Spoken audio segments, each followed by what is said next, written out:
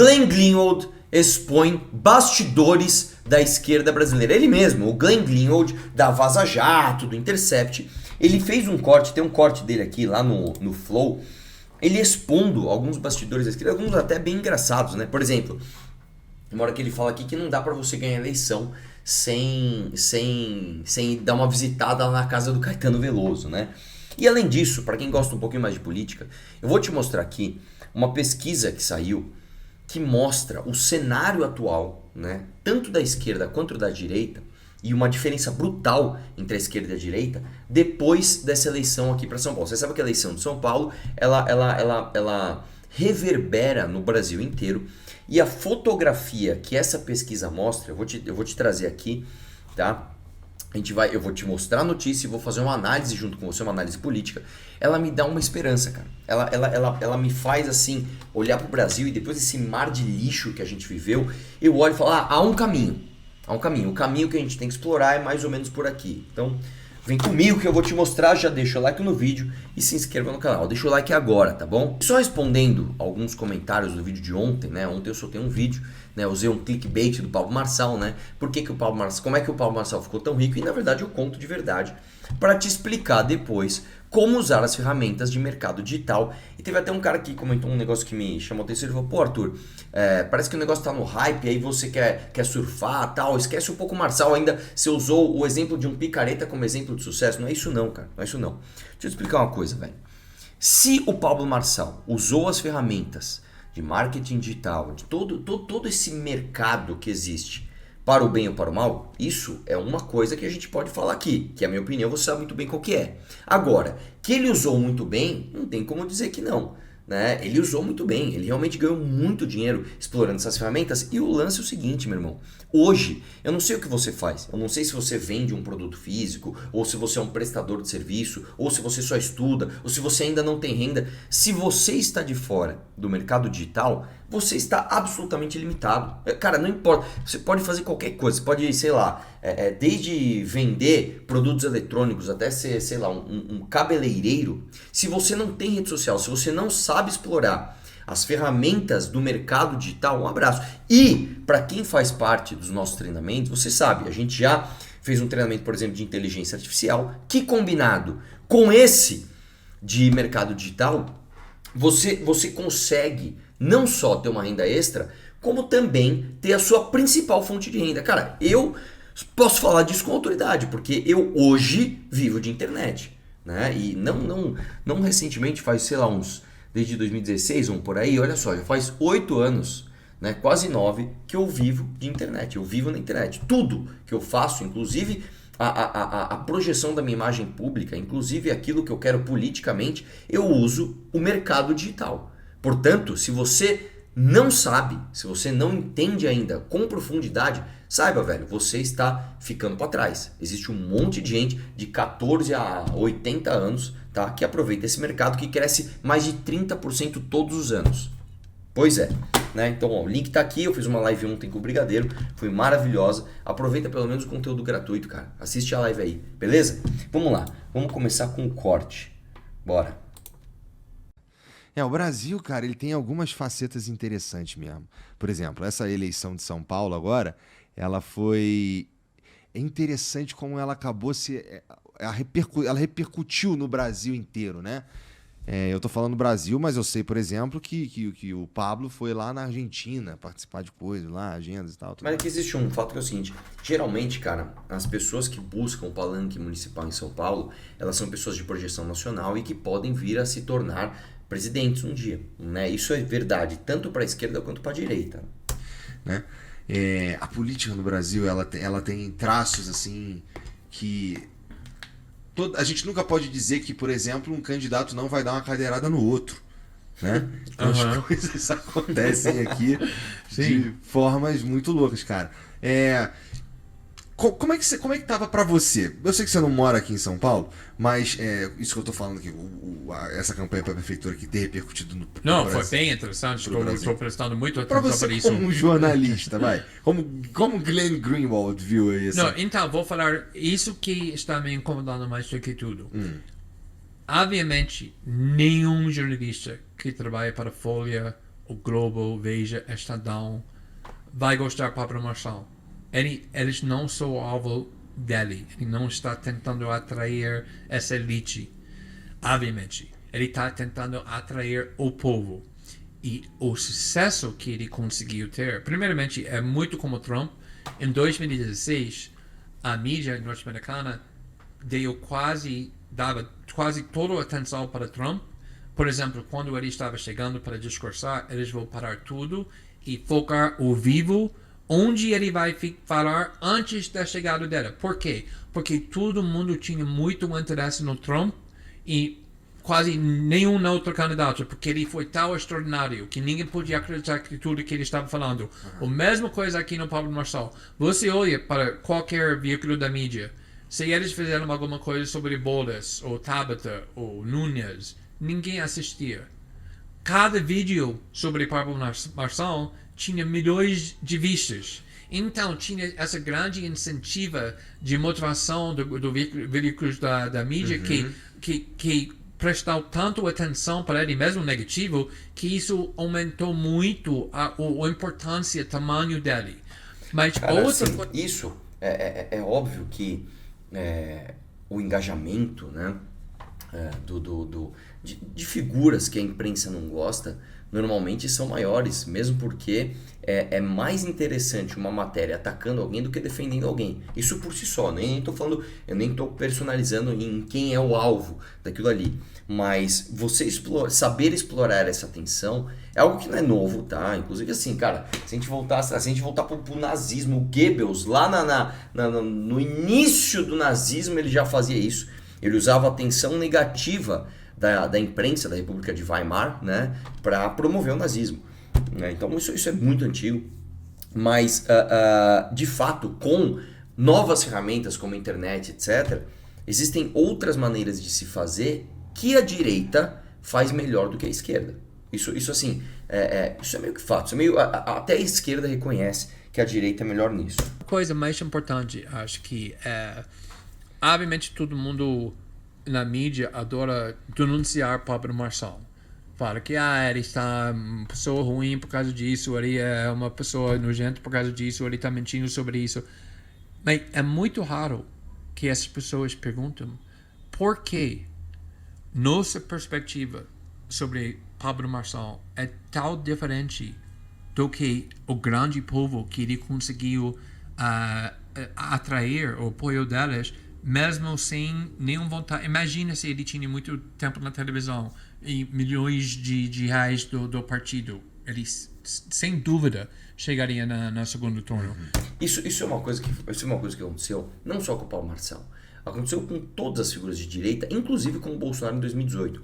Existe um defeito gigantesco, né, da esquerda de se colocar num patamar de superioridade moral em que você se fecha numa bolha onde você acha, né, que o Brasil é aquilo e não é. Cara, uma das coisas que a gente mais falava na eleição de 2018, né, que ninguém entende, como é que bate tanto no Bolsonaro, o Bolsonaro só cresce. O mundo não é o Projac. O mundo não é a esquerda Leblon. E esses caras vivem nisso. Esses caras, eles vivem tão presos a uma realidade paralela, a essa bolha de influência deles, do que se chama de Beautiful People, que eles simplesmente não conseguem olhar para fora. Uma das coisas que eu vi, aquele Vincent Cassel falando, né? Ele é um ator francês que gosta muito de cinema brasileiro, se não me engano, ele se casou com uma brasileira, né, algo assim, e ele fala português, inclusive. Ele falava, eu já falei isso aqui várias vezes no canal, ele falava de dramaturgia brasileira, ele falava, cara, o problema das novelas brasileiras e da dramaturgia brasileira é que é feita de pessoas que estudam tanto teatro que eles esquecem de como é a vida real. Eles estão tão presos em técnicas de atuação e direção e de roteirização que eles esqueceram de como é a vida de verdade, e a esquerda está presa nisso. A esquerda está tão presa dentro da sua bolha cultural que não vê como é o mundo real. Inclusive, eu acredito, né, que um dos fatores de transformação do que se chama de direita no Brasil passa necessariamente por uma revolução cultural. A gente só vai ter uma visão melhor e atingir outras pessoas, né, que a esquerda hoje atinge, fazendo produções culturais de qualidade, porque aí assim a gente consegue olhar para os dois mundos, o mundo real e o mundo dessas pessoas que é embolhada, né? Por que sempre tem essa diferença enorme entre a perspectiva da elite e mídia que mora em São Paulo e Rio, no bairros mais nobres, e o resto do povo. Eles não querem perguntar sobre isso, porque a resposta, a verdade é que a elite tem uma vida totalmente diferente, totalmente isolado. Eles não precisam pensar sobre a depravação financeira, porque eles estão morando em mansões ou segurança pública, porque ele está totalmente protegido. Então, o que eles estão pensando e querendo na política é completamente diferente do que a maioria do povo está querendo.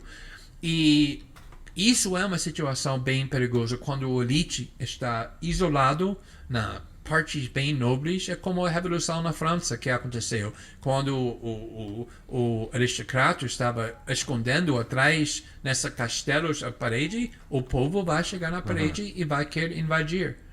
E essa questão, por que tem tanto apoio para populistas como Milei na Argentina, como Pablo Marçal e Bolsonaro aqui, Trump.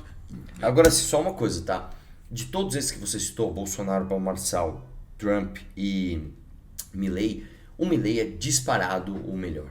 Assim, o Milei é um cara que ele conseguiu ser memético e quase um retardado, tá? E quando ele chegou lá, ele de fato mostrou que ele é muito mais inteligente do que se pensava.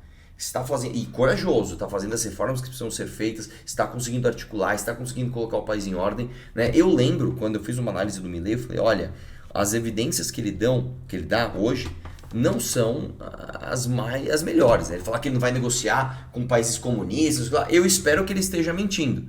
E foi exatamente o que ele fez, né? Depois que ele entrou lá, é óbvio que ele negocia com países comunistas também. Então ele conseguiu, né, entender esse espírito dessas pessoas, que às vezes querem linguagens mais simples e miméticas e até mais burras, né?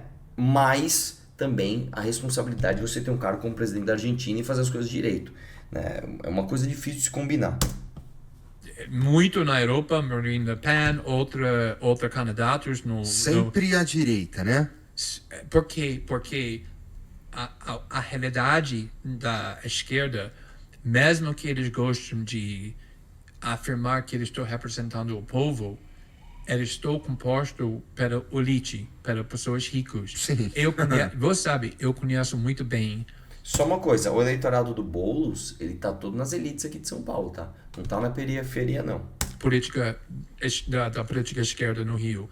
Tudo está centralizado no apartamento do Caetano Veloso e Paulo Lavigne.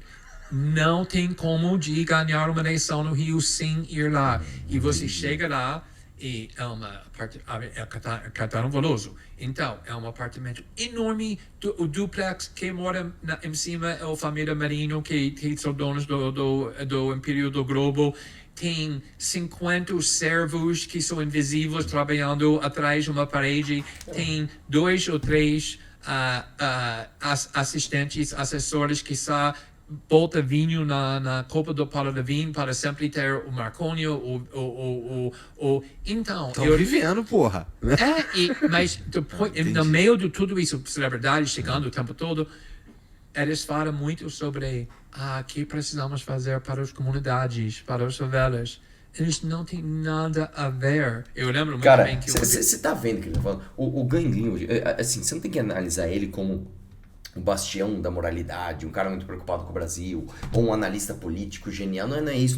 Mas ele é um cara que frequentou todas essas rodas. E ele trazer isso, cara, é aquilo que a gente vem falando há muito tempo, né? O Caetano Veloso lá no seu apartamento duplex, né? Onde em cima mora a família Marinho, né? E tem 50 empregados servindo vinho pra ele e pra Paula Lavigne. Esses caras não sabem nada de povo, cara. Eles não têm a menor ideia de como que é uma comunidade. Eles não têm a menor ideia. David foi bem ofendido porque ele cresceu na Jacarezinho. A vida dele foi Jacarezinho. A família dele Quase ainda eu mora na vizinho, Jacarezinho. E o Paulo Lavigne estava discursando sobre a realidade da favela de uma forma completamente errada e David não conseguiu aceitar. E ele explodiu com raiva e foi muito desconfortável. Mas O problema é justamente Ele isso. estava onde? Onde foi? Onde aconteceu isso aí? No apartamento do Paulo Levin. Lá na passagem. Foi antes, o primeiro campanha do David, ele estava o candidato para vereador no Rio de Janeiro. Entendi. E ele ganhou, é a primeira vez que ele fez, mas ninguém pode ofender Paulo Levin dessa forma que você quer a primeira vez ter sucesso no político do PSOL, mas David, sendo David, não conseguiu ouvir uma mulher que nunca pisa numa favela falando sobre a vida das favelas. E o problema é justamente isso. Então, quando pessoas estão sentindo, na minha opinião, de uma forma bem válida, que a sistema política não se importa com a vida delas nem um pouquinho, quem chega e conseguir falar, nós também odeia esse sistema político, eles vão parar naquela pessoa. E a esquerda não tem essa capacidade porque eles não têm a fala do povo. Eles são professores na faculdade, eles são com pessoas com doutorado, com sociologistas, pessoas bem ricos, celebridades. Eles não têm a capacidade de falar na forma que o povo acredita. Eles são parte do establishment. Eles não conseguem. O que vai acontecer? Ou pessoas vão sair do apartamento do Caetano e falar: odiamos o establishment, queremos destruir o sistema. E não, ninguém acredita, a esquerda não tem credibilidade nessa forma. Ela só usa essas agenda de costumes do direito de trans, LGBT. Não estou minimizando, para mim, na minha vida, essa foi muito importante. Só que não é, isso é prioridade para pessoas que já têm tudo. Exatamente. Você acha que pessoas na comunidade estão acordando, pensando jacarezinho. dessa coisa? Tá preocupado ali se na viúva Cláudio vai cair a casa da frente ou não, pô. Exatamente. É outra parada. Exatamente. É interessante isso aí. Mas, cara, você acha que... eu tava conversando, inclusive, com um amigo essa semana sobre justamente o surgimento, pelo menos no Brasil, dessas figuras mais à direita, assim, mais populistas também, como Bolsonaro e Pablo Nassau. E, cara, uma das coisas que a gente pensou, assim, foi, cara, o derretimento do PSDB pode ter ajudado nesse sentido, porque talvez o cara que tá aqui fazendo esse barulho aí, gritando e, taca a pedra na engrenagem, que não sei o quê, talvez esse cara, ele já tava ali, talvez menos vocal porque não tinha internet do jeito que tem hoje, mas ele tinha o cara que tem uma gravata e fala assim, tá bom, entendi, vou lá falar com os caras. É o cara do PSDB, né? O lance é o seguinte, o que aconteceu com o PSDB, cara? Depois da ditadura militar, quando teve a redemocratização, o Brasil ficou com um trauma de tudo aquilo que parecia ser de direita. Então você teve várias vertentes da esquerda aqui no Brasil, e a que mais se comunicava com a classe média era o PSDB. Enquanto você tinha o PT, sindicalismo, aquela bandeira vermelha, revolução, e o Lula lá falando de socialismo, tinha o PSDB com aquela bandeirinha azul clara, né? O Tucano, o sociólogo Fernando Henrique Cardoso fumando e falando que não, peraí, não é bem assim, né? E aí a galera sempre votou no PSDB como assim, eu não sou petista, logo eu voto no PSDB. Era isso o raciocínio. Ninguém era apaixonado, tanto que não se falava de direita e esquerda. Eu não sei quantos anos você tem, cara, mas assim, quando eu estava na escola, quando eu estava no colegial, quando eu entrei na faculdade, você não falava de esquerda e de direita, você não falava de política. Havia um desinteresse geral de todo mundo que era de direita, mesmo porque não existia sua representação. O máximo que você tinha era Enéas, e o Enéas era muito caricato para você levar ele a sério. Então, a galera de esquerda super engajada, tal, e a galera de direita desinteressada. Era basicamente isso. O voto do PSDB era o voto do desinteresse. Era exatamente isso. E, esse ano, nessas eleições, não elegeu nenhum vereador aqui em São Paulo.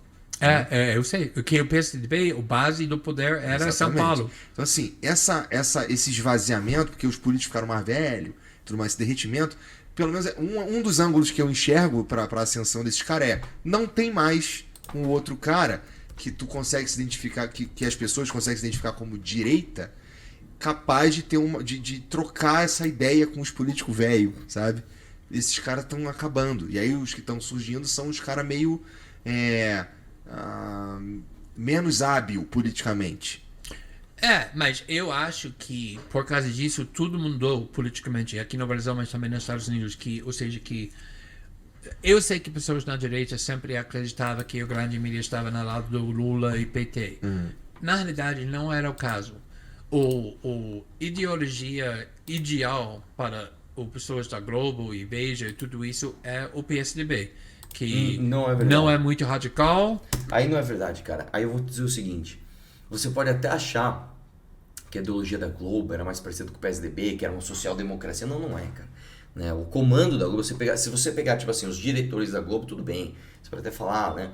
Mas se você entra hoje numa redação da Globo, se você entra num editorial da Globo, se você entra aquele lugar é dominado por pessoalistas. São pessoas onde a principal preocupação deles é a tal da agenda LGBTQIA+, não sei o que lá das quantas. É cota pra travesti não sei aonde, é cota pra trans não sei aonde, fingir que se preocupa com o racismo, é isso. Né? Então, essas pautas identitárias tomaram conta. O Glenn, por ele vir da esquerda, e pela Globo, né, ter denunciado tanto o PT, inclusive no Jornal Nacional, tal, nos anos do Mensalão e depois do Petrolão, eles têm esse trauma com a Globo. A Globo é de direita, a Folha de São Paulo é de direita, uma coisa meio Jean Willis, tá? Mas não é, cara, não é. Institucionalmente, eles não são nada, eles são dinheiristas. O que tá dando audiência, o que tá dando dinheiro, então vamos fazer. Agora, as pessoas que lá trabalham, eu te garanto, elas não são eleitores do PSDB, cara. Elas são eleitores do PSOL. Tá? Isso é uma parte que o Glenn, por vir da esquerda, ele não entende. Ele é que está por fora aqui nesse sentido. Mas é conservador, quero ficar bem com a elite, com banco, com banqueiros, com tudo isso. Eles não queriam uma cara que vem do sindicalista falando que ele é socialista, que quer tirar dinheiro dos ricos e dar para os pobres. Nem o Lula fez isso. O Lula, quando chegou ao poder, ele só chegou ao poder com a carta, né, do Lulinha Paz e Amor, tal, Lulinha Água com Açúcar, e o Lula também ficou muito bem com os banqueiros. No final das contas, o socialismo do Lula acabou quando ele chegou lá, né, é basicamente isso. Mas, agora, a alternativa do PT não é mais Geraldo Alckmin. Ele é o vice do Lula, ele é unido com Lula. Não tem, essa PSDB não existe mais, como você acabou de dizer, nem conseguiu eleger nenhum vereador no São Paulo. A alternativa é o direito populista, o Bolsonaro, Pablo Marçal, Nicolas Ferreira, pessoas assim, que vai representar o novo direito. E o establishment tem mais medo, muito mais medo, do que esse direito populista, do que o Lula, a esquerda, que não é a esquerda radical. O Lula não é Maduro, não é comunista. Ele está governando muitos anos, o Brasil não é Venezuela. Tem várias outras críticas que você pode fazer que não chamar de comunista e que vai virar Venezuela. Durante o mandato do Lula, a economia cresceu muito. O Brasil, quando Lula entrou à presidência em 2002, foi o número 15 no tamanho da economia. Vamos lá, isso não foi gestão Lula, tá? A gente tem sempre que lembrar. Primeiro que o Lula pegou todas as reformas do governo do Fernando Henrique. Pegou o real, pegou o tripé macroeconômico, pegou o câmbio flutuante, você pegou... Então você teve uma estabilidade, você teve todo um preparo, né? Inclusive reformas de quase, né, privatizações, né? Teve algumas, mas não foram privatizações totais, entregues para o governo do Lula. E quando ele chegou, teve o boom, inclusive das commodities, por causa da China. A China começou a crescer. E aí tudo que era commodity, soja, aço, etc., começou a dar um boom. E o Brasil, como um país exportador dessas commodities, ganhou na loteria e não soube aproveitar. A verdade é que era para hoje a gente ser uma das principais economias do mundo. Era para hoje a gente ser um país desenvolvido. Quando ele saiu em 2010, o Brasil foi a sexta maior economia no mundo. Passou o Reino Unido, os ricos fizeram muito bem no governo do Lula, porque ele criou parceiros com eles, ele não roubou o dinheiro dos ricos e banqueiros e ao contrário, dava para os pobres. Ao contrário, ele tirou o dinheiro dos pobres e deu para os banqueiros. Ele fez exatamente isso, ele pagou dívida externa a um juro menor com o dinheiro dos banqueiros aqui, a um juro maior, e usou o dinheiro dos impostos para pagar esses banqueiros. Com muitos apoiadores dele queria. Então, a esquerda aqui no Brasil não é assim. Talvez eles queriam, mas não tem esse poder, não tem essa capacidade. Então, por causa disso, agora o establishment é bem mais confortável com Lula do que com Bolsonaro. E se você está anti-sistema ou anti-establishment, você vai ver isso e você vai ir para as pessoas que são mais anti-establishment, mais anti-sistema, porque o sistema não está fazendo nada para a sua vida ou sua família. Sim, bom, eu entendo também que boa parte muitos dos votos que vão parar nas urnas lá tem exatamente esse sentimento, que é o do cara, tô de saco cheio. O voto do saco cheio elegeu um monte de gente, vem elegendo um monte de gente, inclusive no mundo, né? Sim, o voto do saco cheio existe. Cara, E aí, eu vou... Que aliás, você que reclamou aqui no canal, né? Ai, pô, meu... falou de cultura pop, né? Não tá falando mais de política, cara. Passou uma eleição inteira reagindo, fazendo live, tudo só política. E agora, olha esse vídeo, cara. Esse vídeo aqui é essencialmente leitura política. Dá uma olhada nisso daqui, ó. Saiu aqui um resultado de uma pesquisa, né? Genial Quest, né? Independente do que você ache do Lauro Jardim ou do Felipe Nunes, que publicou isso daqui, eu vou trazer os dados e depois eu vou fazer a minha análise sobre isso. Dá uma olhada nisso daqui, ó. Ele mostra, né, um quadro onde o antipestismo venceu, mas venceu rachado, né? E olha só que coisa. Se as eleições fossem hoje e os candidatos fossem esses, em quem você votaria? Olha só que interessante essa análise. 32% no Lula, 18% no Pablo Marçal, 15% no Tarcísio, indecisos 18%, branco nulo 18%. Dá uma olhada nesse outro aqui, ó. Lula continua com muita vantagem no Nordeste, mas chama a atenção da força de Marçal, com o dobro de intenção de votos em relação a Tarcísio. Mesmo padrão do Sul, Centro-Oeste e Norte, Tarcísio só aparece forte no Sudeste, onde é mais conhecido. Essa divisão favorece Lula.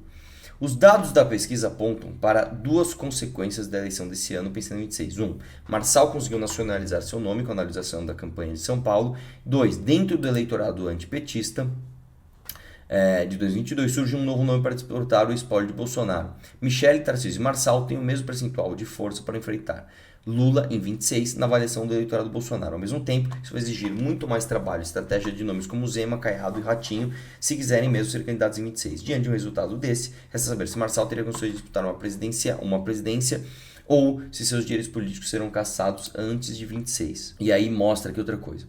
A pesquisa também tem recados para a esquerda. De julho para outubro, cresceu a porcentagem de brasileiros que acham que o Lula não deveria ser candidato à reeleição, né? Depois um último aqui. O que a pesquisa mostra, no entanto, é que a mudança de opinião aconteceu entre os mais pobres, base forte de Lula em qualquer eleição, ou seja, isso deve acender o sinal amarelo no governo. O que está acontecendo? E essa é a leitura que a gente faz. Além da gente ter percebido, inclusive, porque a esquerda perdeu muitas prefeituras esse ano, nessa eleição, a esquerda foi um desastre em termos de prefeituras esse ano, a gente pode tirar duas conclusões. Número 1, o sentimento anti-esquerda e antipetismo tem crescido. Isso é uma boa notícia para nós. E número 2, e essa aqui é a parte que interessa mais pra gente. O sentimento antipetista, ele é maior do que o sentimento, entre aspas, de direita. Como assim? Existem mais pessoas que recusam o PT, que recusam a esquerda, do que pessoas que necessariamente se identificam com a direita. O que eu quero dizer é que existem muitas pessoas que dizem: no Lula eu não voto, no Boulos eu não voto, eu não gosto da esquerda, eu não gosto do PT, eu não gosto do PSOL. Beleza. Mas eu também não quero ser um bolsonarista, eu também não quero ser um marçalista. O que isso mostra? Existe uma gama de pessoas que pode decidir o seu voto não sendo de esquerda, ok, e não sendo atraídos pelo aquilo que o Pablo Marçal, o Bolsonaro e o Tarcísio hoje representam. Uma coisa que a gente tem analisado é o seguinte: o quanto do rótulo direita as pessoas hoje, o eleitorado comum, tem comprado. E a verdade é que cada vez menos. Por quê? As pessoas estão se tornando de esquerda? Não. Como eu acabei de mostrar aqui, a esquerda tem perdido espaço. O pensamento anti-esquerda tem crescido. Porém, e aí é basicamente o que aconteceu com o rótulo feminismo, né? Se você... Tem uma pesquisa que foi feita na Inglaterra que mostra que mais de 98% das mulheres inglesas acreditam que as mulheres têm de ter os mesmos direitos dos homens.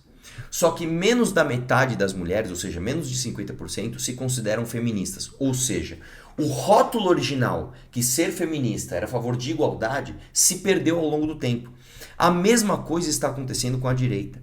O que se chama de direita tem se tornado menos sobre pauta, anticorrupção, lava-jato e família, blá, blá, blá, blá, e tem se tornado mais personalista. Tem se tornado mais, bom, direita igual a Bolsonaro. Logo igual. E aí você pode pôr uma série de características do que é você ser Bolsonaro ou bolsonarista. Portanto, cara, isso pra mim mostra que as pessoas... Existem muitas pessoas que não vão, conforme a maré, se tornar essa direita escrota, essa direita personalista, essa direita que passa pano por um monte de coisas contra os seus princípios em nome de uma liderança popular. E isso é bom, cara. E isso é bom. Né? Então, você que reclamou, né, de política, tá aqui um vídeo essencialmente de política.